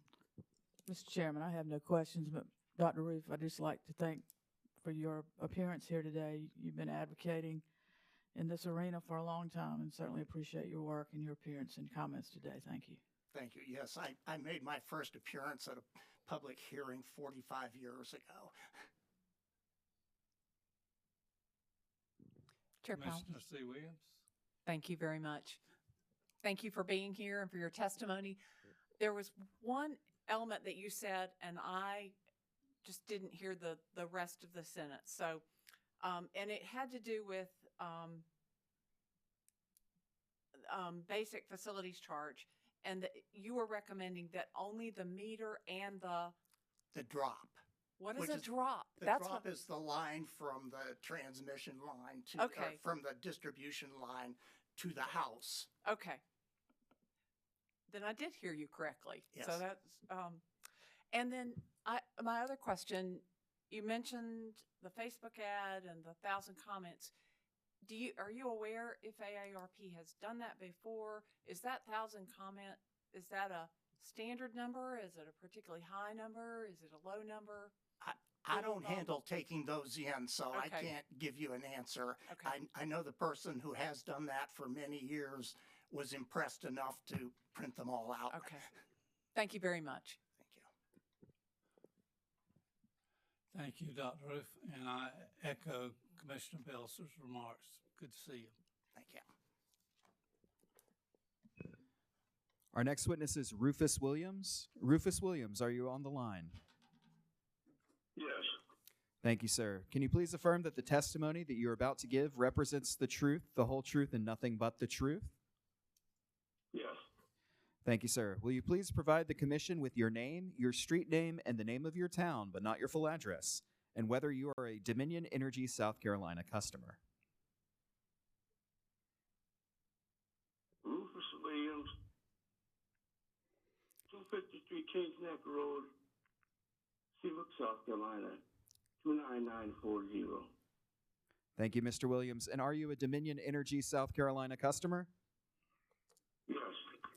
Thank you, sir. You may begin your testimony. You will have 3 minutes.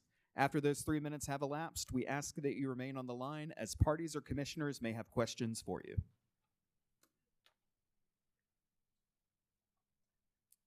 You may begin your testimony, sir.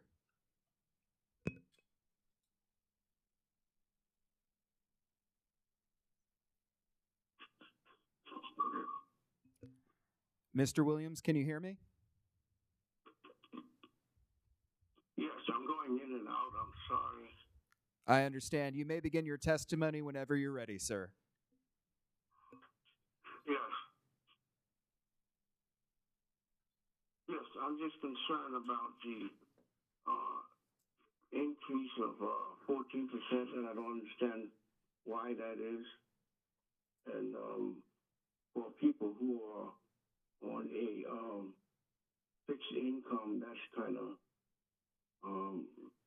hard on them or hard on me because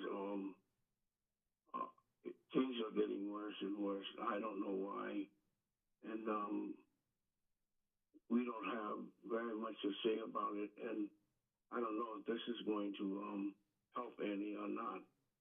But I hope that they would consider this and not do anything and let this be something that is in the past and not do anything as it relates to an increase.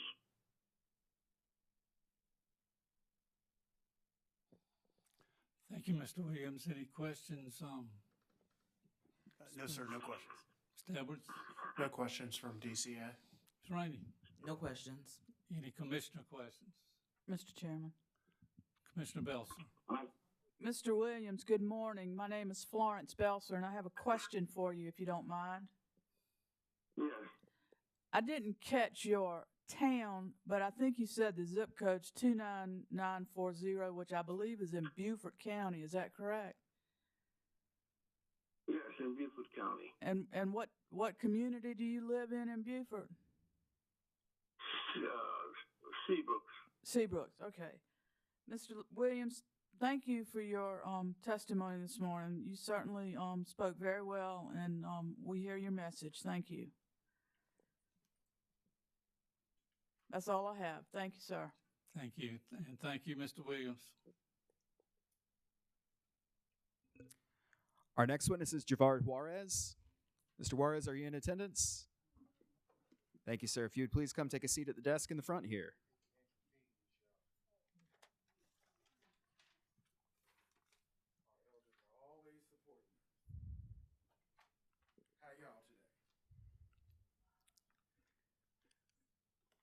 Thank you, sir. And if you would please affirm that the testimony that you're about to give represents the truth, the whole truth, and nothing but the truth. Lord help me. Thank you, sir. Will you please provide the commission with your name, your street name, and that of your town, but not your full address? Javar Juarez, Columbia, South Carolina, 29210. I reside in the Congressional 6th District. Thank you, Mr. Juarez. And are you a Dominion Energy South Carolina customer? Unfortunately. Thank you, sir. You may begin your testimony. You'll have 3 minutes on the clock. Please do remain at the desk when you're finished. We must demand and address the significant impact that Dominion Energy's proposed rate increase would have on us as South Carolinians. The additional $240+ annually you want us or your clients want us to pay in today's economy, as we have heard, can mean the difference between affording essential medications and putting food on the table, paying for lights or insurance, and ensuring safety versus homelessness. This may not mean much to those in the seat of ultimate privilege, however. As a paying customer, I have taken every possible step to reduce my energy bill over the last 4 years. I have weatherized my home, followed all the advice provided by Dominion Energy, and even endured higher thermostat temperatures to see a reduction in my energy usage. Despite these efforts, there has been no significant impact on my bill. My bill is currently over $800 combined over the last 3 months. Dominion Energy's financial performance should not come at the expense of our community's well-being. We must question how the funds from previous rate increases have been utilized. If the objectives were not achieved with the last increase, why should we believe that an additional $290 million will be used to our benefit? It is imperative for Dominion Energy to demonstrate financial responsibility and innovation. They need to find more efficient ways to operate, to streamline processes and reduce unnecessary expenses. The burden of their financial goals should not be placed on the shoulders of South Carolinians who are, in fact, already struggling to make ends meet, while their CEO amasses a more than $6 million annual salary. This Public Service Commission has a duty to protect the interests of the people. We must ensure that those who appoint members to this commission prioritize the well-being of all South Carolinians over corporate profits, regardless of political affiliation. This is an issue of economic justice that affects us all. But we as a community are not without political clout or influence. I urge everyone listening and all South Carolinians to stand together. Let us call for greater accountability and transparency from Dominion Energy. They must innovate and find sustainable solutions without continuously passing the financial burden on to their customers. In closing, I find it laughable that as I was walking into this Public Service Commission on today, Dominion Energy's table confirmed for me over 700,000 customers. And when I asked them how much of the materials that they had folded so sharply on the table had actually been disseminated to their customers, they exclaimed just about 14,000. And then the young lady says to me that, oh, the reason for that is because we need community leaders like you to help us get the information out. My response was that we don't do that for free. So at the end of the day, as somebody who owns a publication in Richland County with over 22,000 weekly viewers, some 5,000 active readers, we do better than you reaching out to our community, than your company that's asking for a $200+ million benefit. I think not. Thank you, Mr. Juarez. Mr. Burgess, any questions? We have no questions, Mr. Chairman. Mr. Edwards? Yes, Mr. Juarez, I have one question for you. I'd like to clarify something you said earlier. You said your bill is over $800. Is that per month for the last 3 months, or is that overall? Unfortunately, somebody in my capacity as a public servant, I often sacrifice a great deal of my own personal income to be able to support those around me, as it is important to do so in the 6th Congressional District considering poverty and crime. Therefore, I am not a millionaire. I am not somebody that works for a profit as a 501c3 executive. I do not have the luxury of paying these rates. And at over $800 per month, and has continued consecutively to run at $800 per month, especially in any given 90-day period, it is very difficult for me to maintain such high cost. It reverberates throughout my entire life because it reduces my overall disposable income. And let me explain that, because at 35 and a half years old, my demographic makes up the largest population across this valley. And if fewer individuals like me do not have more disposable income, you will in fact begin to see your hospitality and accommodations shut down. And as we have already seen, many bars and other small businesses have also started to go out of business. Nonetheless, cleaners. I've continued to experience these high costs. And I've done everything. So I don't come here today making a bunch of excuses. As somebody who's been a long-term renter that has been actually locked into a lease with my current company, which has changed 3 times, I have done everything possible within my power, using my savings, using my disposable income, to buy spray foam, to negotiate with the landlord, to dig trenches, to make sure that water is moving properly. I take care of most of those things myself as a long-term tenant. Having to weatherize my home, which I cannot afford a $10,000 new window package, so I live in a Quaker residence that was built in 1969 on the river. Lovely home, by the way. But the old single pane windows and character that my home has, as the Quakers, though they built simply, it was built well. The community experiences a record number of water flowing through our community that moves our house. The cost to fill those gaps and cracks and all of the things that come with aging homes is very expensive. And moving is not an option when the average rent in Columbia, South Carolina for a 1 and 2 bedroom apartment is $2,100 per month. So as much as I would like to move from off of the old Quaker Valley, I happen to like my community and think it's quite beautiful. And I take great pride in being able to, as a South Carolinian, live in such a natural environment. But the cost is becoming too much to bear. Thank you, Mr. Juarez. Ms. Rainey? Okay, so your $800 a month electric bill, have you had an opportunity to speak with customer service with the company to see if you can get budget billing or any other programs the company may offer? Budget billing is based on an average.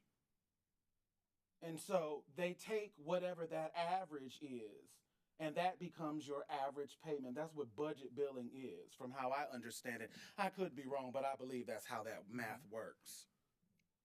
So my average is still $263 per month. Okay.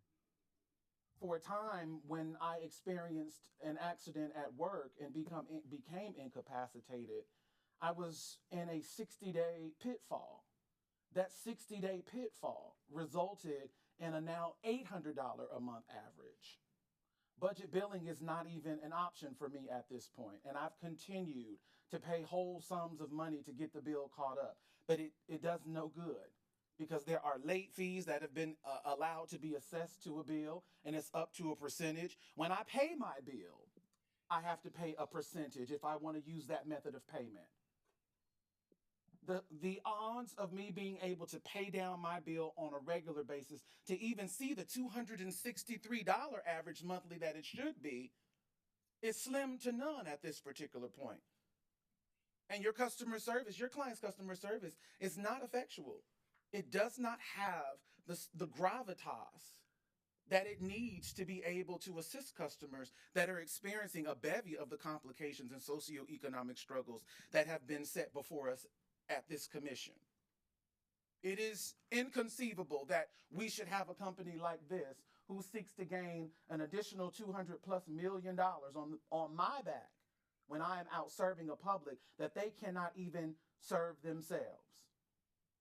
Out of 700,000 customers, they've only been able to get a few pamphlets out to 14,000, and yet you want my help?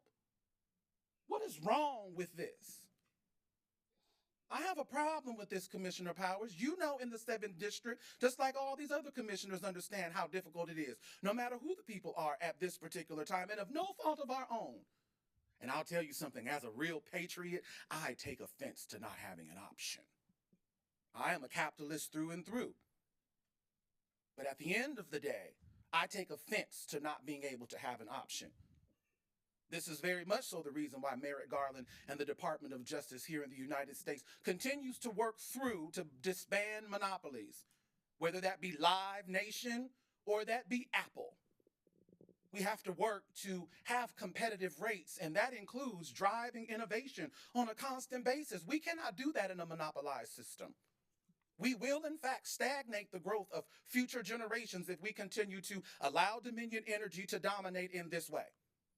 And I can tell you that I do not believe that Gervais will take lightly to it when we hit the streets, considering that we outpace you in information dissemination. Thank you. Thank you for testifying today. Thank you. Any commissioner questions? Gaston? Thank you, Mr. Juarez. God bless you for coming. Thank you, and he does. I want to make sure I understand. You covered a lot of ground, but I'm not sure I got all the facts or understanding of it. So do you own your home, or is it a rented home? Did you say you owned it, or it was I a made rented that home? very clear, Commissioner Caston. How can I answer your question? What would you like to know? I made that very clear on 3 separate occasions and on 3 different points. I specifically pointed out this as a fact. So where are you going with this? That's exactly what I'm trying to do, to understand that, to make sure I understand. But don't question me like I have limited understanding, and I know you very much so have ears and can hear. I take offense to that because you were in fact listening, and I have a very large voice. What is your question? Let me go to the next question. And I apologize if you took offense because certainly none was intended. That's fine. Good. I wanted to understand the $800, $360, and I think I got it. Did you say that your average bill was $300 or $360 a month, and something happened and it's now $800? Or I really didn't follow all that. Well, let me explain it to you this way in a generalized understanding, because I am the president of the Broad River Business Alliance. There are approximately 500 members in my agency, and we serve over 500 partners that include small businesses and Dominion customers along this corridor that we're in now. There's 36,000 pop over here. The average home in our region was built in 1969. Those homes are now at considerable age. In fact, based on how they have been treated, they may be at the end of their construction maximums. That is true of our very large apartment stock as well. Most of the individuals that live in my portion of the district are low income. In fact, some 1,200 of those homes are individuals who are 65 and older and who are, in fact, on a fixed income. I myself am on a fixed income because of my occupation. I've already spoken with 127 of those households about this issue over the last 90 to 100 days. Those individuals, just like me, have experienced at least one or two hardships in the period since COVID-19. At any time, if any of us becomes 1 month behind, the total cost of our bill triples. That includes fees, interest assessed on the balance, the fee associated with processing the payment. And then what that does is impact the average monthly bill. If we're looking for budget billing, if we're looking for payment plans, those bills are then compiled. Dominion Energy can then project a balance to negotiate with you to try to get the balance down. Those fees are still going to be there. You're still going to pay to process. Obviously, if you use a checking account, you don't. But now that may not be an option for some people because they've been using their checking account in different ways. And Dominion Energy, if you have a return payment, will block your ability to use your checking account. So you will be forced to use their processing system at a fee. That happened to me when I was actually working in a warehouse in Lexington, South Carolina, and my foot got crushed. That greatly reduced my income, and we're talking about a serious income. So I go from making over $1,000 every Thursday to making just $259 on workers' comp. I have struggled not only to be able to work my way back up to that level of income, but the cost to be able to maintain my lifestyle has significantly increased because of the average amount of usage in my home, paired with the cost per kilowatt, paired with the total amount of fees that I am assessed for being a Dominion customer. And I'll tell you another thing, a very interesting story. Along this corridor, we struggle with a homeless issue. And last year, the news media got a hold of one of my press releases, and it was forwarded to Dominion Energy about the homeless encampment that ensued on Broad River Road. That homeless encampment was very deep, some 15 acres deep, back off onto Dominion's property. I sent correspondence to Dominion Energy, Commissioner Williams, asking for Dominion Energy, along with the private equity firm next door to it, to come and address the issue in a way that would not cause us any irreparable harm or the need for my community to be indemnified.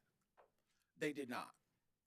Dominion Energy asked me if whether or not I was launching a threat to them about whether or not, if they did not come and take care of the homeless encampment, that I would sue. They knew our intent was to sue because the individuals that had housed themselves on their private property, Richland County Sheriff's Department confirmed for us was their issue to maintain. It was not the sheriff's or the county's, Commissioner Belser. Dominion Energy, 14 days later, instead of them coming to secure the property, what they did was they used all of those big fancy trucks and they came and scorched 27 acres in my community. They left one of the most hottest, most driest, most barren, ugly, inconceivable scars on our community that saw a significant increase in the amount of heat in the some 1,000 adjacent apartment complexes that bordered that same 27 acres. And if you don't mind going to support a local business, I urge you to visit Lizard's Thicket on Broad River Road and to just look behind the building and see what a travesty they have left. As the environmentalist Elaine Cooper mentioned, we are working to plant trees across Columbia. We're partnering with the city, the United States Department of Agriculture, to ensure that we can help repair some of this old southern canopy, to help cool things down. But instead of them using all of their resources for good, Dominion Energy chose to tear down a mere forest. This is an injustice, and that is a fact. Thank you, Mr. Waters. God bless you. I have no more questions. Thank you, Commissioner Cassidy. Commissioner Williams. Thank you, Chair Powers. Mr. Warris, thank you for being here. You have talked a good bit about a bill and the impact of the bill when you're unable to pay and the various fees. And we've got a court reporter who's taking that down, but I can understand that better if I can actually see the bill. So what I'm wondering, Mr. Edwards, or Ms. Murphy and Ms. Rainey, whether one of you might be able to talk with Mr. Juarez about that bill and whether it could be a part of an exhibit that is filed at a later point. And again, my intention is just to really understand what the costs are that the company has that they're asking you to pay as a result of being in a situation where you weren't able to pay your bill. And that is absolutely fair, as I am an over-communicator. I keep very good records. I'm very much so like my grandfather in that way. I keep everything. And I have communicated with them, Commissioner Williams, over a period of 2.5 years. I have used myself as an analyst to be able to look at what the cost is associated with that. And it has continued to increase year over year. And Mr. Juarez, just in connecting with you, I want you to know I tend to be an over-communicator, but I am not a lawyer. And so what I've just asked them to do, I don't know if it's going to be appropriate or not. It's up for them to determine it. And Mr. Burgess looks like he's about to say something, and I appreciate that too. But my concern is just in general that people use power. There's a cost, and then there's circumstances, and it needs to be a fair cost to kind of get from when you weren't able to pay a bill to where you can pay a bill again. And it's just about being fair, and seeing that bill would be helpful to my understanding. So thank you.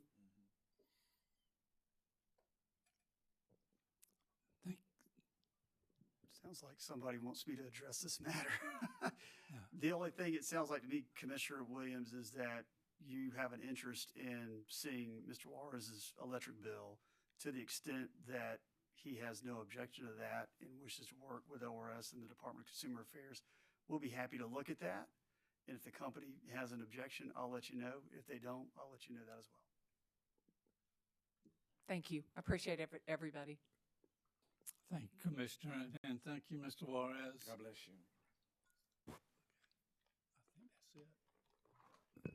Our next witness is Diane Wiley. Diane Wiley, are you in attendance?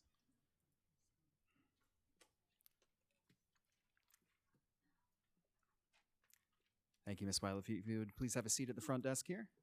First of all, I want to say it's hard to come behind somebody like that. If you'd please affirm that the testimony that you're about to give represents the truth, the whole truth, and nothing but the truth. Yes. Thank you, ma'am. My name is Diane Wally. I live in Columbia, 29204 area. Thank you, And ma'am. yes, I will tell the truth. Thank you. And are you a Dominion Energy South Carolina customer? Yes, sir. Thank you, ma'am. If you would please lean towards the microphone and begin your testimony, you will have 3 minutes. This is my first year being with Dominion because I was, me and my husband was out of our house for 8 years from the flood. And we just got it rebuilt over. It took me 8 years to get it done. I have a disabled husband. He's been in a wheelchair, and he just had his second stroke. And I have to keep my light bill at a distance because of, he have a bed that have to be on all the time. And he have to have the house at a certain temperature. So since I'm the president of my neighborhood, since we have gotten back, our house has been rebuilt over, and by the rebuilding of the house, new AC, our bill has been cheaper since the 8 years. The problem that I have with Dominion, I pay my bills when it comes. When the bill comes, I send it in or either do that the card. And when I call in sometimes, this is my book, I keep everything. When I call in sometimes, it'd be the third day after I get the bill, and I tell the people that I'm gonna pay. And sometimes the lady say, well, you got until so-and-so, it's not gonna be cut off. And I'm like, why are you saying this all the time? It always be I pay my bills between the 1st and the 5th of every month. And she said sometimes the people, when you don't pay it on time, they attach stuff to it, which I don't know, because I never had a bill like that. But I don't understand, when South Carolina Electric and Gas was in, we had a couple of incidents where the people didn't have enough money to pay their bill, and some of the ladies had a grill in their house and burned. And I was wondering, do Dominion not cut off people electricity because of that?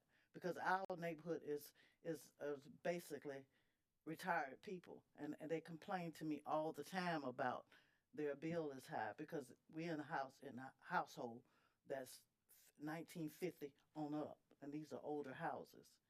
And in my neighborhood right now, we got some representatives that's helping them get their houses redone over. If Dominion want to be good with the customers, you got to give back. My mother's house, where I had to stay in Bishopville, they got a co-op. And right now, we don't have nobody else but Dominion here to depend on. If we had another service, I don't think people would, be in here fussing because we have a choice. So you're gonna have to come. Your CEO's gonna have to come half and half with the customers because we are Columbia, and we're not going anywhere. I understand what he's saying.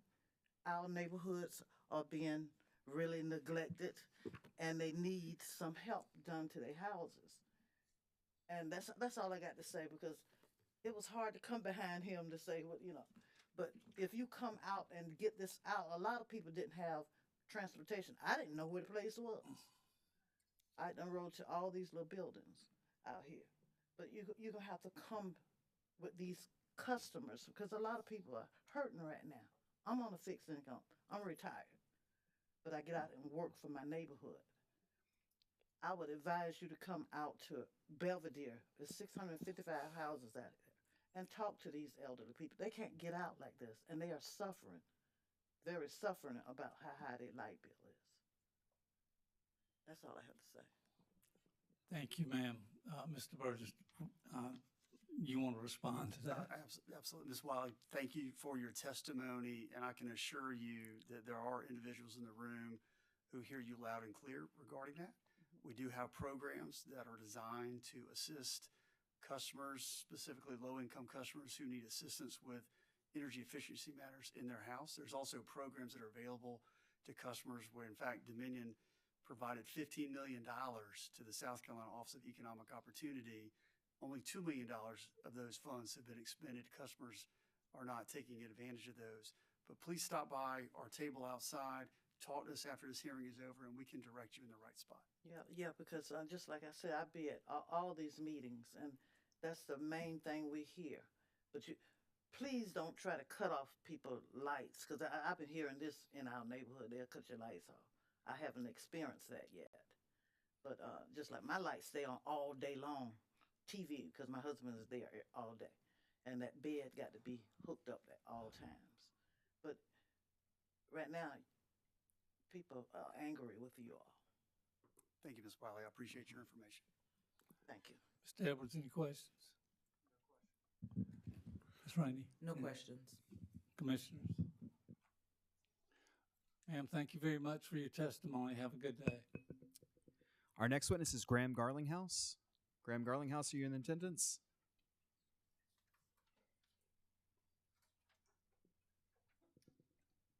Thank you, sir. If you would please have a seat at the front desk here. And if you would please affirm that the testimony you're about to give represents the truth, the whole truth, and nothing but the truth. It is. Thank you, sir. Will you please provide the commission with your name, your street name, and the name of your town, but not your full address? Graham Garlinghouse, Dearborn Road, Columbia, South Carolina. Thank you, Mr. Garlinghouse. And are you a Dominion Energy South Carolina customer? I am. Thank you, sir. You have 3 minutes for your testimony. You may begin, and please do remain seated at the desk after those 3 minutes have elapsed. Thank you. And thank you to the commission, the staff, and the lawyers here. I want to apologize for not wearing a jacket. It's 1,000,000 degrees outside. It's meant no disrespect to the committee in not doing so. I also regret that because I didn't know it was going to be so cold in here. Did you know the energy savings you get by just raising the thermostat a couple of degrees? That said, I want to speak on 2 points. The first is efficiency, and the second is regulation. And while this proposed rate increase, I understand it, puts a little bit more money in the pocket of Dominion Energy, I'm against it because I think that it's missing the boat on a couple of issues. The first is the efficiency. I, like most people in this room probably, take a lot of pride in their home. And when I saw the information that Dominion was putting forward about energy efficiency and being able to save money on my energy bills, I took that to heart. Made efficiency increases across my home. And I found that, Dominion's words were true. You can save, up to 10% in your energy bill. And in doing so, I did. Had I known that this was going to be a cost avoidance rather than a cost savings, I maybe would have had a different approach on this. And of course, I know the committee and everyone else here knows the difference between cost avoidance and cost savings. If not, I'm sure there's a lawyer in the room that will call an accountant and tell them. The effect of cost avoidance versus cost savings for me is significant.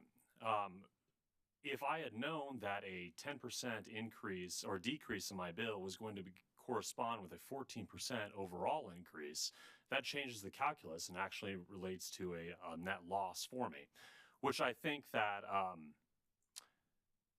if I were to do the same to Dominion, I might ask them, is there a way that you can look through your own books and your own corporate financials to see if there's any sort of cost savings you can find through corporate governance rather than tacking on increased cost to the consumers?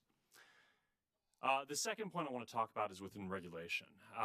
While I think that there are a lot of efficiencies that can be applied on a corporate basis across Dominion that would then relate to a net savings, money in the pocket of Dominion, just like money in my own pocket, there are clear ways that they can do that within removing some of their own internal regulations. I myself had a solar permit denied because it was slightly over the generation capacity targets that Dominion had set. Why that these are set for a production value rather than a cost value seems a little bit counterintuitive to me, considering that my rates are going to be going up by a percentage of the cost rather than a percentage of my usage. That said, I think any changes to this should be done through regulation and removing said regulations, allowing more efficiency for the consumer. These are easy fixes that can be done by Dominion, which would result in a massive net savings for them, rather than passing on net expenses to consumers. Thank you for the committee, thank you for the staff, and thank you for the lawyers here for Dominion too. Thank you. Mr. Burgess, any questions? No, sir, no questions. Mr. Edwards? No questions. Ms. Rainey, any questions? Yes, I do have additional question. You spoke about one of your solar, the permit for a solar panel being denied. Can you expound on that process and your communication with the company? Yeah, actually, I thought the process was a little bit cumbersome. There's definitely a lot of hoops that someone has to jump through for this. And while a solar company will tend to file all these permits for you, there's a long lag time in their dealing with Dominion, which causes increased expenses and overall project costs. Everything goes on hold for a while. My project was denied because while this particular project was denied because it came in at like a slightly higher either capacity or storage capacity, production capacity versus storage capacity and storage capacity, then Dominion is comfortable approving. And that was denied, and that was like a 3-month process, which then restarted everything for me.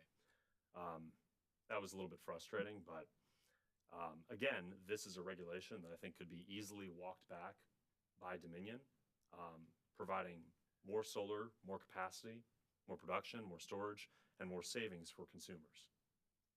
So your communication with Dominion, there was no resolution. You essentially just had to start the whole process all over again? That is correct. Thank you.